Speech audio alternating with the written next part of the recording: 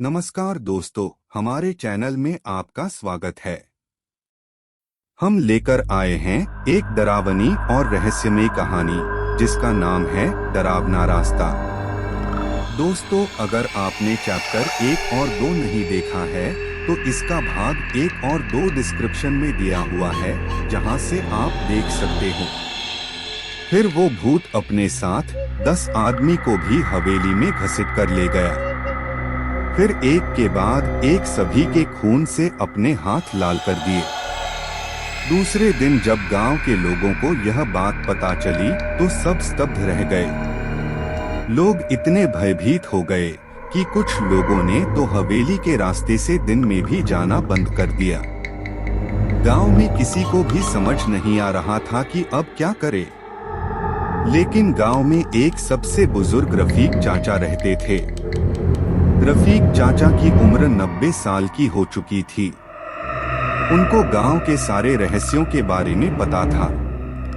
गांव के कुछ युवक तथा मुखिया ने रफीक चाचा से इस बात का पता लगाने के लिए उनके घर पहुंचे। रफीक चाचा ने उन युवकों तथा मुखिया की सारी बातें सुनकर उनको कहा, मुझे इसका उपाय तो नहीं पता है, लेकिन मैं आपको इसके पीछे की कहानी बता सकता हूँ। सुनो, आज से बहुत सालों पहले डरावने रास्ते पे स्थित हवेली में एक सुखी संपन्न परिवार रहता था। परिवार में 2 बच्चे थे। उनके मम्मी पापा और उनके दादा दादी रहते थे। बच्चे सुबह में स्कूल के लिए जाते और उनके पापा सरकारी दफ्तर में काम करते थे। उनकी मम्मी स्कूल में शिक्षिका थी। बच्चों के दादा दादी घर पे रहकर बच्चों की देखभाल करते थे। सब बिल्कुल सही चल रहा था, लेकिन अचानक बच्चों के पिता की संगत कुछ ऐसे दोस्तों से हुई जिन्होंने उनके पिता को शराब जुआ जैसी बुरी आदतों का शिकार बना दिया। फिर वो रोज शराब पी के आता और अपनी पत्नी, बच्चों और अपने माँ बाप से झगड़ा करता, उनको मारता पीटता, उनके साथ अभद्र व्यवहार करता। जुए की लत में एक बार वो 20 लाख रुपए हार गया। फिर उन्होंने अपने कुछ दोस्तों से कुछ पैसे उधार लेकर फिर जुआ खेला और फिर से हार गया। जुए में हारने की वजह से वो भारी कर्ज में डूब गया। जिनसे उन्होंने पैसे लिए थे वो लोग रोज आते थे पैसे मांगने के लिए। कुछ दिनों बाद उनकी पत्नी, मम्मी पापा सब पूरी तरह से हिम्मत हार गए और सबने खुदकुशी कर ली। पहले बच्चों को मार दिया और फिर खुद भी आत्महत्या कर ली। यह दृश्य देख बच्चों के पिता ने भी खुदकुशी कर ली। तब से वो वहां पे प्रेत आत्मा बन गए। वो बच्चे और उनके पिताजी, दादा दादी भूत बन गए और बच्चों की माँ चुड़ैल बन गई। तब से हवेली की तरफ कोई भी रात को जाता है तो वापस नहीं आता। वहां पे भूतों का काला साया मंडरा रहा है। रात होते ही हवेली के अंदर से डरवानी आवाजें आने लगती है। आसपास में कुत्तों तथा बिल्लियों की रोने की आवाजें आने लगती हैं। किसी के जोर जोर से हंसने की आवाजें भी रात को सुनाई देती है। कहते हैं कि वह बुरी शक्तियां रात को जिनको भी अपना शिकार बनाती है उनको अपने खून से रंगती है और वो कभी जिंदा वापस नहीं आता।